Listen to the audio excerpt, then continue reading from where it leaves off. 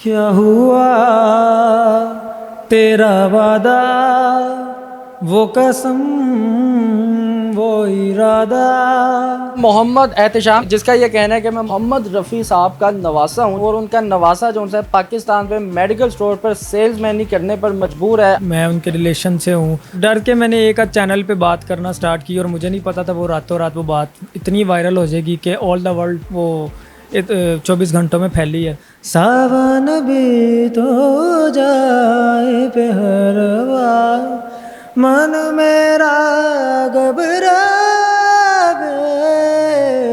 4 साल की उम्र में गाना शुरू हुआ था लाइव स्टेज पे विद बैंड। अंकल थे, खालू वगैरह थे, वो सारे कहने लग गए। खाला हमारे ख़ानदान में दूसरा रफ़ी पैदा हो गया। मेरा ये रिलेशन ज़ाहिर करवाने का मकसद ये नहीं है कि मैं मीडिया स्टंट मारूँ दूसरे आर्टिस्टों की तरह जिनके पास कोई गुण है या नहीं है। मेरे सोलो भी काफ़ी सॉन्ग्स रिलीज़ हो चुके हैं।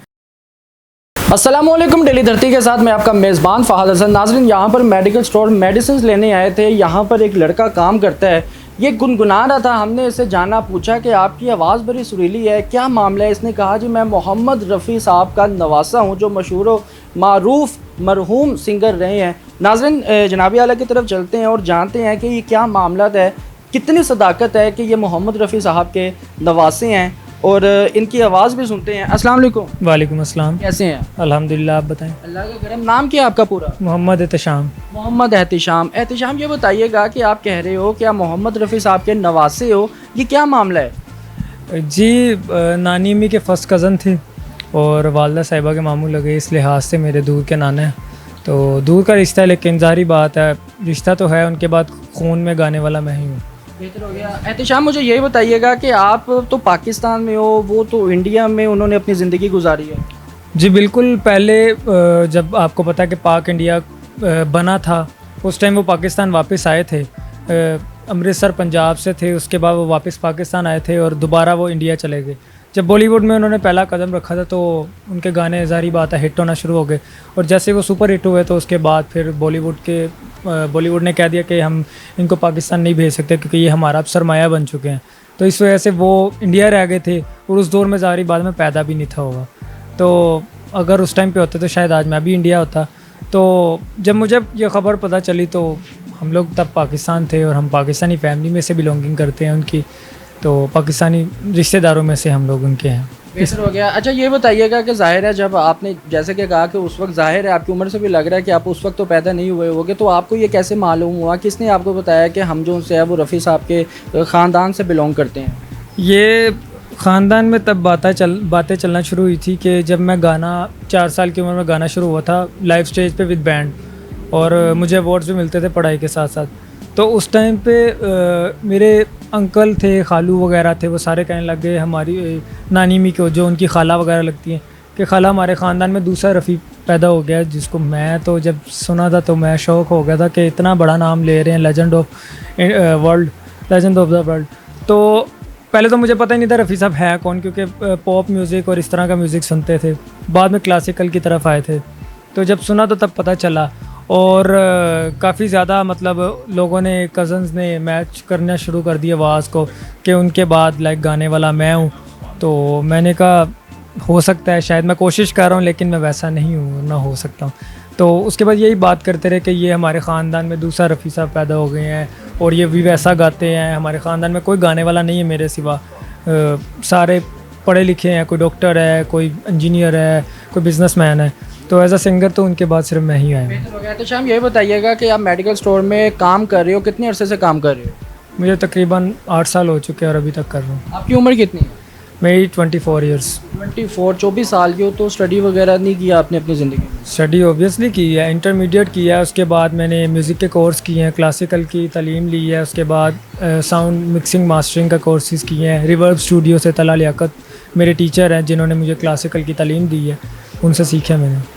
आपने ये जो मुतारिफ़ करवाया है अपना relation, blood relation Mohammed Rafi साहब के साथ, तो पहले आपने ये रिलेशन नहीं ज़ाहिर करवाया, अब अचानक से ये रिलेशन ज़ाहिर करवाने का क्या मकसद है? मेरा ये रिलेशन ज़ाहिर करवाने का मकसद ये नहीं है कि मैं मीडिया स्टंट मारूँ दूसरे आर्टिस्टों की तरह जिनके पास कोई गुण है या नहीं है। मेरे सोलो भी काफ़ी सॉन्ग्स रिलीज़ हो चुके हैं, मैं इंडिपेंडेंट वर्क भी करता रहा और अभी भी कर रहा हूँ। लेकिन फैमिली में मतलब वालदा साहिबा कहती थी कि कभी उनके बारे में भी किसी चैनल पे बात करना कि मतलब मैं उनके रिलेशन से हूँ, तो मैं तब भी डरता था कि शायद पता नहीं क्लेम ना कर दें या कुछ ये ना समझें कि रफ़ी को तुम लोगों ने निकाल दिया था और पाकिस्तानियों की दुश्मनी थी, बहुत सारी बातें ना होना शुरू हो जाए। तो मैं नहीं था करता, तो डर के मैंने एक आध चैनल पे बात करना स्टार्ट की और मुझे नहीं पता था वो रातों रात वो बात इतनी वायरल हो जाएगी कि ऑल द वर्ल्ड वो 24 घंटों में फैली है। तो उसके बाद सब लोग मुझे रफ़ी साहब के टैग से लाइक कहने लगे और उतनी ही जिम्मेदारी बढ़ चुकी है। सारी बात है, इतने बड़े लेजेंड का नाम है, तो ऑब्वियसली कुछ गुनगुना करते सुनाइएगा रफ़ी साहब का कोई गाना या जो भी आपको पसंद हो। मैं आपको उनका एक गाना जो है सुना देता हूँ, जो काफ़ी ज़्यादा ज़बरदस्त गाना है और उन्होंने अपनी लाइफ में सबसे ज़्यादा उस गाने से अवार्ड लिए थे। क्या हुआ तेरा वादा, वो कसम, वो इरादा, भूलेगा दिल जिस दिन तुम्हें, वो दिन जिंदगी का आखिरी दिन होगा। याद है मुझको तूने कहा था तुमसे नहीं रूठेंगे कभी, दिल की तरह से हाथ मिले हैं कैसे भला छूटेंगे कभी, तेरी बाहों में बीती हर शाम, बेवफाए भी क्या याद नहीं, क्या हुआ तेरा वादा, वो कसम, वो इरादा। क्या बात है। एहतशाम, मोहम्मद रफ़ी साहब के ही गाने गुनगुनाते हो, गाते हो या फिर किसी और सिंगर को भी पसंद करते हो, उनके भी गाने गाते हो? मैं बेसिकली अल्हम्दुलिल्लाह ऑल जॉनराज में अल्लाह ताला ने मुझे ये एक सलाहियत बख्शी है कि मैं सभी जनरा में गाना पसंद करता हूँ, सुनना भी, गज़ल, classical, semi classical, pop, rock, हर जनरा को मैं गाता भी हूँ, परफॉर्म भी करता हूँ और पसंद भी करता हूँ और रियाज भी करता हूँ। एहतशाम कुछ और गाकर सुनाना चाहेंगे आप? ज़रूर, आपको एक ठुमरी सुनाता हूँ शफ़क़त अमानत अली साहब की। सावन भी तो जाए पेहरवा, सावन भी तो जाए पेहरवा, मन मेरा घबरावे, मन मेरा घबरावे, मोरा सैया मुझसे बोले ना, मोरा सैया मुझसे बोले ना, मैं लाख जतन कर हारी,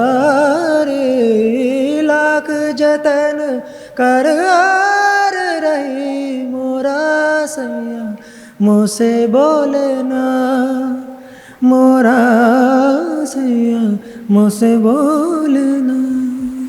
क्या बात है, क्या बात है। एहतशाम, मुझे ये बताइएगा कि हर इंसान का सपना होता है आगे तरक्की करने का, कुछ करने का, आप ज़िंदगी में क्या करना चाहते हो? मैं एक बेस्ट प्लेबैक सिंगर उनकी तरह ट्राई करना चाह रहा हूँ कि मैं बॉलीवुड और पाकिस्तान दोनों के लिए काम करना चाहूँ। सिर्फ यही नहीं पाकिस्तान या सिर्फ यही नहीं इंडिया, मैं इंडिया में जाके पाकिस्तान का नाम रोशन करूँ और इंडिया में पाकिस्तान का ऑलरेडी नाम रोशन करूँ कि हमारी चीज़ें यहाँ पे भी कल्चर पसंद किया जाए, हमारा गाने जैसे आपको पता है कोक में पसंद किए जा रहे, वो प्लेटफॉर्म मिले और इंडिया में जाके पाकिस्तान का इंटरनेशनली नाम जो है। लास्ट में मुझे कोई अपना, जो आपने कहा है कि जी मेरे सोलो भी गाने बने, अपना कोई लास्ट में गाना गुनगुना कर सुना दीजिए। ज़रूर, अभी तो आपको रफ़ी साहब के पूरे मेडले बना के सुना दिए जो मैंने अभी तक कहीं पे नहीं सुनाया। अब आपको अपना एक हिट गाना सुनाता हूँ जो जिसने मैं डेब्यू दिया था।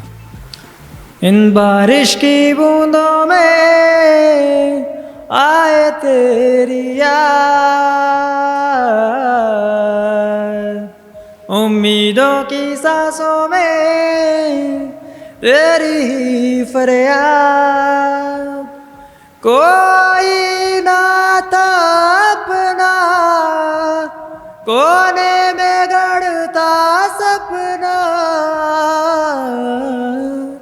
तू ना मिला दिल कह रहा तेरे बिना कैसे जिया, तू ना मिला दिल कह रहा तेरे बिना कैसे जिया। क्या बात है नाज़रीन, मोहम्मद एहतशाम साहब हमारे साथ मौजूद है, जिसका ये कहना है कि मैं मोहम्मद साहब का नवासा हूँ और उनका नवासा जो है पाकिस्तान पे मेडिकल स्टोर पर सेल्समैनी करने पर मजबूर है। आवाज़ इसकी बड़ी सुरीली है, अपने नाना जान को सपोर्ट करते हैं, अपने नाना जान की जो वॉइस है उसके तहत अपनी आवाज़ को मिलाकर नाज़रीन ये मौसीकी करता है और चाहता है कि मैं भी अपने नाना की तरह नाम रोशन करना चाहता है मुल्क पाकिस्तान का, चाहे वो यहाँ रह कर करे यहाँ फिर वो इंडिया में जाकर करे। नाज़रीन प्लेटफॉर्म्स की बहुत ज़्यादा कमी है, तो दरख्वास्त करते हैं कि ऐसे टैलेंट को प्रमोट किया जाए, सपोर्ट किया जाए, ताकि ये टैलेंट यहाँ से निकल कर अपनी प्रोफेशनल लाइफ में आएँ और अच्छे तरीके से मौसीकी कर सकें। नाज़रीन अगर आपको ये प्रोग्राम पसंद है तो कमेंट सेक्शन पर लाजमी बताइएगा। इसी के साथ अपने मेज़बान को इजाज़त दें। अल्लाह हाफिज़।